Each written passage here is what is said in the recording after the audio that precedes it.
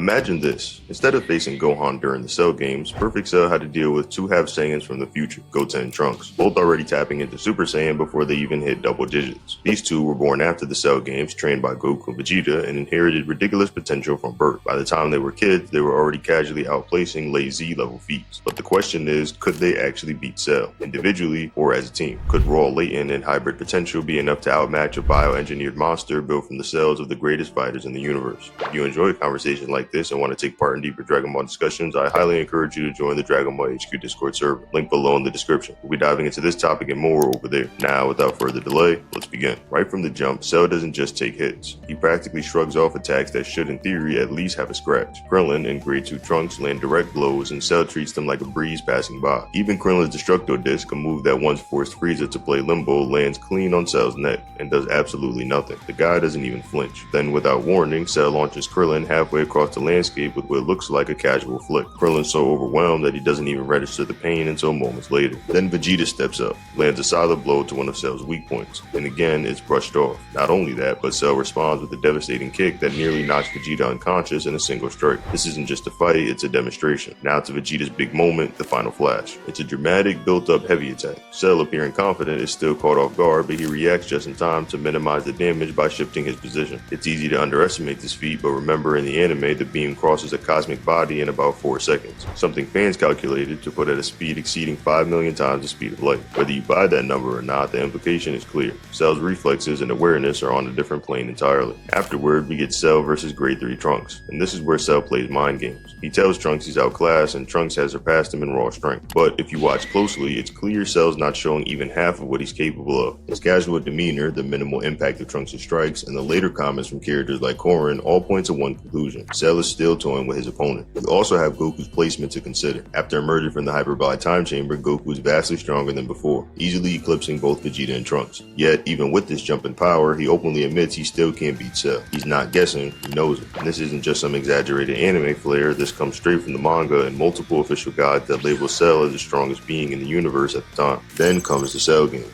Before the real battle begins, Goku and Cell go through what's essentially a warm-up round. Goku quickly realizes that even a moment of carelessness could get him wiped out. That's not something Goku says lightly. What's fascinating here is how different the anime and manga depict this fight. In the anime, Cell is portrayed as going all out. No fewer than 7 different sources, both in dialogue and in guidebooks, insist that Cell is using his full strength. Meanwhile, the manga tells a different story. There, Cell is holding back. Goku even calls out the moment when Cell finally gets serious during his later fight with Super Saiyan 2 Gohan. The fight with Goku also features techniques exclusive to the anime, like the multi-form technique. Normally, this move divides a user's power, but Cell seemingly overrides that limitation, causing even Tien to acknowledge that Cell has mastered it beyond what he ever could. Eventually, they ditch the ring altogether and turn the entire Earth into a battleground. Goku pulls out the instant transmission Kamehameha, a risky but powerful move that annihilates the upper half of Cell's body in a flash. And yet, Cell regenerates this with ease. Not just physically either. He shows signs of serious fatigue, which leads to an interesting debate. Does Cell have infinite stamina? According to multiple sources, including Daizenshuu 7 and the Dragon Book, Cell inherited Android 18's infinite energy reactor. That means his energy literally doesn't run out. Some fans point out that he appears winded in battle, but that can also be explained. His body can take damage, but his energy supply is bottomless. Once his physical form recovers, so does his output. And here's where Cell really flexes his superiority. Eventually, Goku gives up. He throws in the towel and volunteers Gohan, admitting that his son has surpassed both him and Cell. And that's not a throwaway line either. Goku does mean it. But even after that, Cell still toys with Gohan, holding back to an absurd degree. It's not until Gohan snaps emotionally that Cell finally begins to struggle. Until that point, it's abundantly clear that Cell is above Gohan, who's above Goku, who's above everyone else. A common defense for Gohan's performance here is the idea that he was mentally restrained, hesitant to fight, and therefore not giving it his all.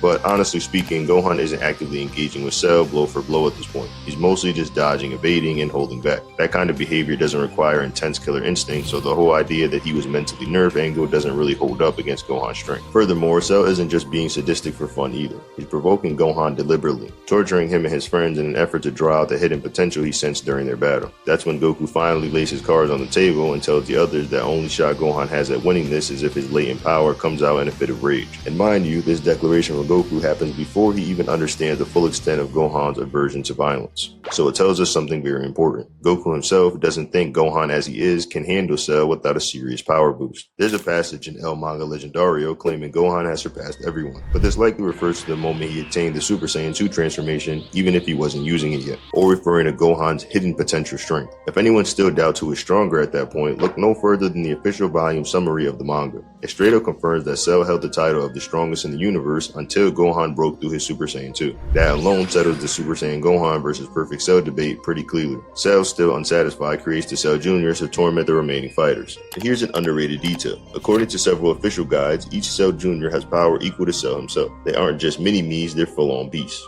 Of course, this would be averring to suppress Cell, as when Cell uses full power later, it's seemingly the strongest thing they've sensed at the time. Eventually, Cell's plan works, and Gohan's patience snaps and he erupts in anger, unleashing a rage-fueled Super Saiyan transformation. But even this boost isn't enough. Cell mocks him, unimpressed, and continues to dominate the fight. It's not until Gohan breaks into Super Saiyan 2 that things flip completely. From that point on, Cell is clearly outmatched. There's a compelling detail here too. Some sources suggest Gohan was already going all out once he reached Super Saiyan 2, meaning that the massive Kamehameha that vaporized Cell's body might have been a full power blast, which becomes important later. Desperate, Cell panics and repeats Trunks' mistake, bulking up into the inefficient Ultra form. He beats Cell back into his semi-perfect form with ease, forcing Cell to cough up 18, and in the last act of desperation, initiates self-destruction to take the planet with him. That's when Goku makes his legendary sacrifice, teleporting Cell to King Kai's planet, taking the explosion on himself. But as we know, Cell isn't finished. His core survived, and thanks to his Saiyan DNA and regeneration, he returns stronger than ever. The Daizenshuu describes this new super perfect Cell as having powered up dramatically, specifically noting his boost was like Gohan's. Now you can interpret that a few ways. Maybe Cell received a similar boost in scale to Gohan's transformation, or perhaps the phrase just draws a narrative parallel, not an exact multiplier. But contextually and linguistically, it seems that the implication is Cell's power increase was comparable. If that's true, then the math is pretty straightforward. If Gohan and Cell both got equal tier boosts, but Cell started out stronger, then Super Perfect Cell would logically be the top dog. This lines up with the feats as well. Even holding back, Super Perfect Cell lands a blast so devastating it slashes Gohan's power by more than half in an instant. Now, when fans talk about Goten and Trunks, there's a knee-jerk tendency to assume they're automatically weaker just because they're kids. It's like some people equate age or size with power, as if, being honest, and Dragon Ball hasn't contradicted this multiple times. Fandom often inflates the value of experience and seniority, even though brute strength has been shown to trump both when push comes to shove. Another factor muddying the waters is how little combat time Goten and Trunks actually get. Outside of sparring with each other and fighting Android 18 during the tournament, we don't really see them pushed much on their own. The lack of screen time makes it easy for people to underestimate them, I would imagine. But with that set aside, let's talk about the power scaling for both of them, because that's where things get pretty interesting. When you're discussing Goten and Trunks' strength in the Buu saga, you have two major sources saying essentially the same thing in different flavors. The Daizenshuu makes the claim that Goten and Trunks' combat power is not below Gohan's. A statement from volume 20 of the manga flat out calls them stronger than Gohan as well. Now, people interpret these kind of statements in two major ways. The more aggressive interpretation is that Goten and Trunks are stronger even in base form, but the more grounded view is that they're comparable to Gohan when transformed. So when all three are Super Saiyan, the power gap is minimal or non-existent. This is actually backed up by how the guidebooks order their information. The Daizenshuu first notes Goten's similarity to Gohan and then mentions that Goten has the ability to transform, implying that the comparison was based on their Super Saiyan states. However, there's a noticeable wording difference in the guides, some saying equal, others saying stronger, but that can probably be explained by Goten's lack of refined ki control as stated in El Manga Legendaria. Despite mastering techniques like Kamehameha, Goten hasn't yet fully grasped how to manage his own energy. He has a lot of raw power, but his finesse or control isn't there,